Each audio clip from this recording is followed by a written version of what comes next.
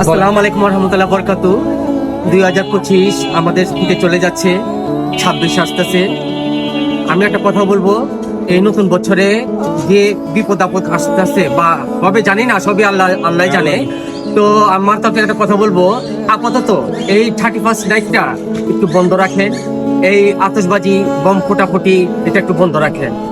এইটা না করে আপনারা পারেন যে নামাজ পড়ে আল্লাহর কাছে দোয়া করেন।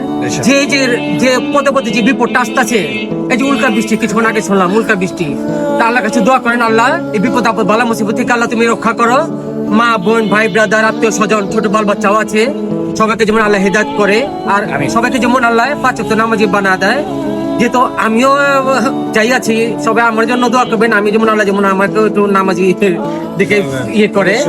তো এই হলো কথা। তা আমার তো কি বলবো, আতশবাজি ফানুস বোম এগুলো থেকে আমরা বিরত থাকি। বিরত থাকেন আপনারা, এটাই ভালো হবে। একটু নামাজ পড়ে দোয়া করেন, সামনে আরো বিপদ আসতেছে, মুরব্বীরা যেটা বলতেছে।